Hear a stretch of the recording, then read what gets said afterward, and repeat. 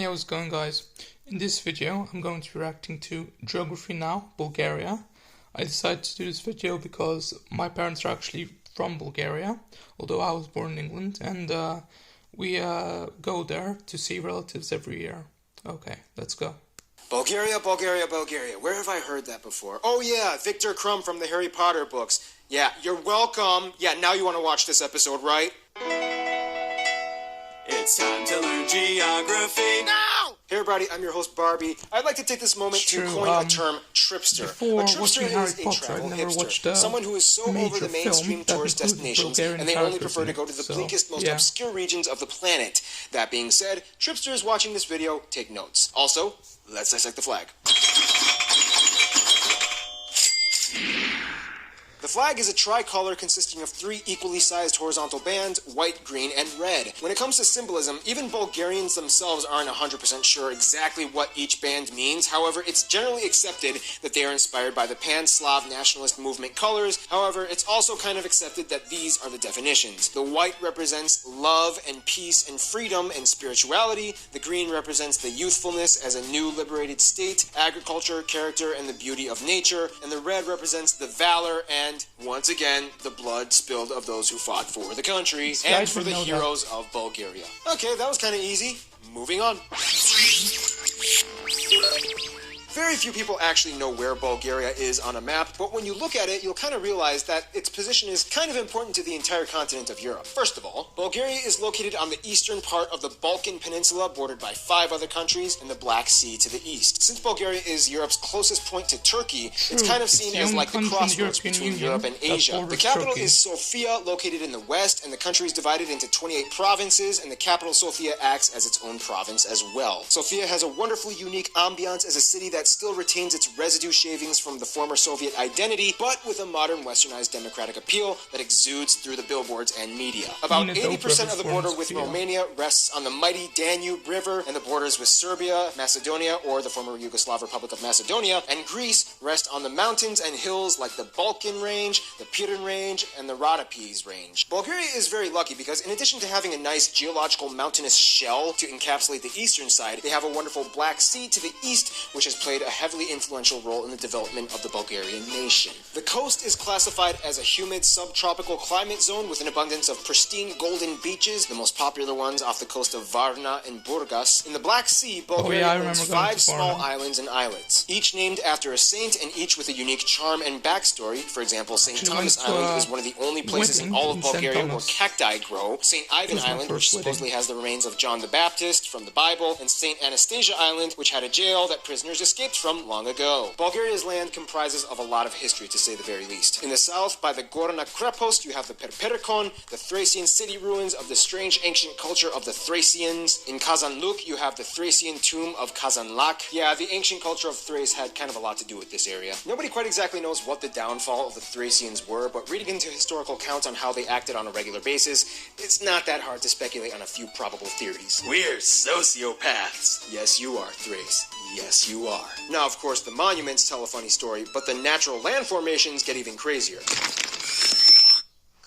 If you want to travel with your kid, but don't want to share your kid's bedtime,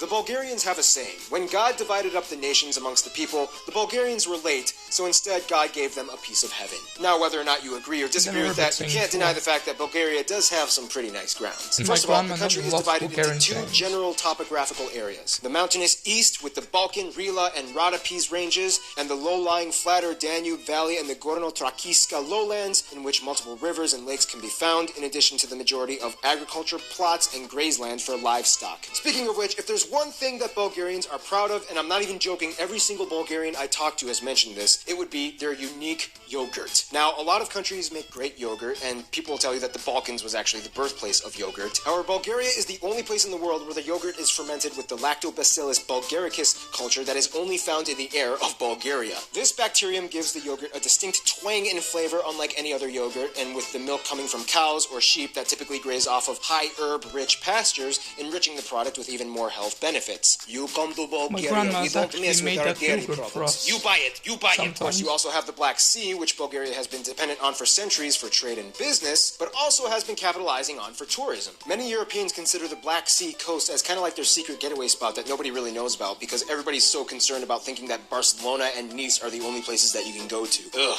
Valencia? I've been so over that for years. I prefer Burgos. Of course, you've probably never heard of that. Now, here's the cool thing. Because of natural borders by mountains in conjunction with wind and weather patterns and water flow, Bulgaria is home to a wide variety of entertainingly strange natural landmarks, such as the Belogradchik eroded rock cliffs, the stone mushrooms of Beliplast, the Popti Kamani stones. Also keep in mind the Popti Kamani area, in addition to the Tabernas region of Spain, is one of the only two naturally occurring deserts in all of Europe. And then we get to something that Bulgaria is definitely not in short supply of: caves and waterfalls. We reach places like the Devil's Throat Cave with the world's highest underground waterfall, the Devetashka Cave with holes in its ceiling, the Eyes of God Cave in Prohodna. In fact, Bulgaria has over 4,500 charted caves in its entire country. Also, keep in mind, 32 of the 37 species of bats in Europe call Bulgaria home. So if there's one thing you can take away from this, it's that Bulgaria is a very cavey place. Waterfalls also speckle the landscape, mostly in the eastern mountainous regions. The tallest one in the Balkans being the Resko Praskalo, the picturesque Krushuna Falls, and the town with the most fortunate fairy tale view, Vrasta, which has the Skaklia, a waterfall looming above their skyline on the mountain, ever flowing from the cliffs adjacent to the direct vicinity of their town. Oh my gosh, it's so beautiful.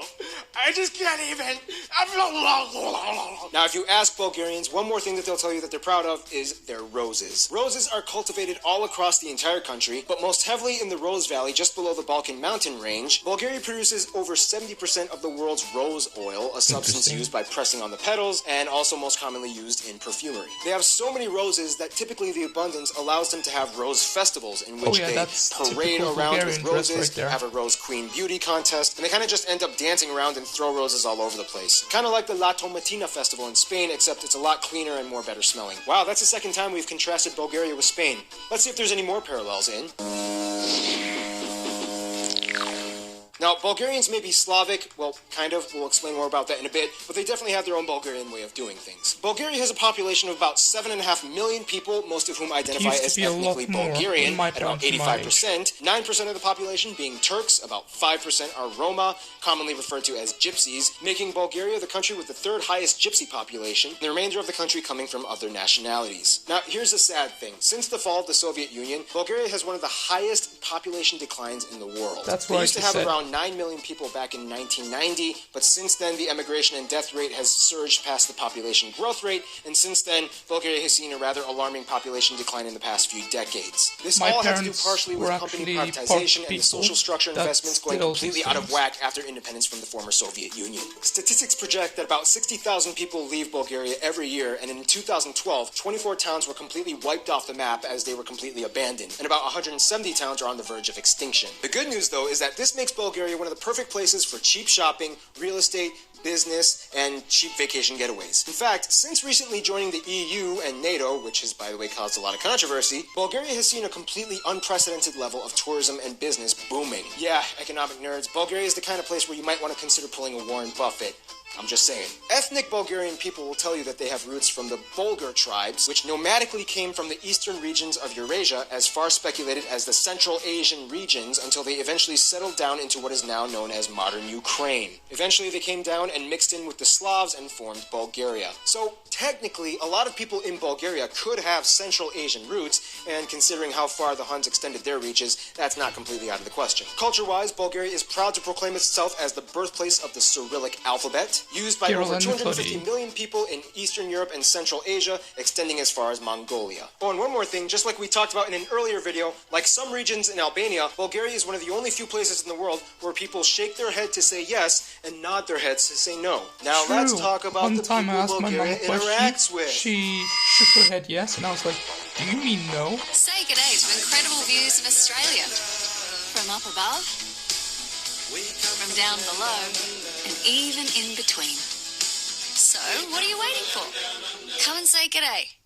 Bulgaria actually joined the EU in 2007 and joined NATO in 2004, which is when I was born.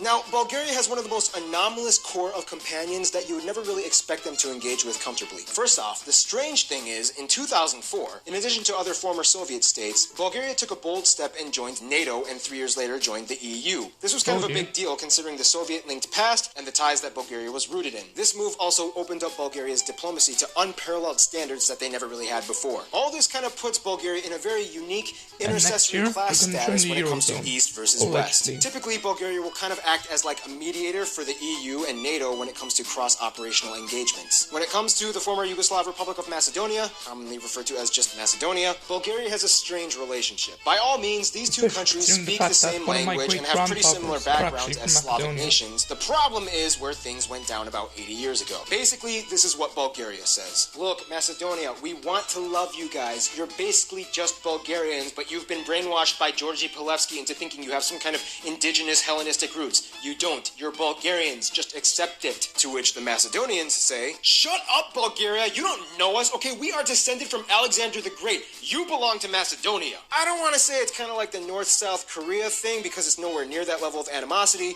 but in a fundamental sense, ideologically, it is kind of like the North-South Korea thing. They generally do not favor Turkey that much because for 500 years they were under the Ottoman Empire and they pretty much hated every second of it. It wasn't until the 19th century when they finally gained their independence with the help of the Russians fighting alongside with them. This means that Russia is kind of seen as like the brother friend of Bulgaria. Even though in every aligned organizational sense they kind of took every step away from Russia, and even though they were kind of taken over by the Soviets for a long time, tensions are low and they still get along great. However, Romania is kind of seen as like the new boyfriend that Bulgaria just started dating. Especially after joining the EU, relations grew fast. The presidents regularly visit each other and hang out. Business is great. Ferries and bridges connect the two countries across the Danube, where people love to visit each other, and Romanian-Bulgarian marriages are not uncommon. In conclusion, wax your mustaches and put on your skinny jeans, because if you are so over the mainstream, you might want to just stop by and smell the roses. Stay tuned, Burkina Faso is coming up next. So yeah, that was Geography Now Bulgaria. It echoed a lot of the sentiments that I've been feeling and a lot of the facts I already know, as well as introducing me to other facts that I didn't know. For example, I didn't know about the rose oil thing, so that was very interesting. And as far as the bridges go, yeah, there actually wasn't a bridge connecting Bulgaria and Romania until the 1950s. I've learned that bridge a lot because we usually go by plane to Romania because it's cheaper and closer to where in Bulgaria we live. And yeah, so that's very interesting. So anyway guys, if you like this video, then like, comment and subscribe. Bye guys.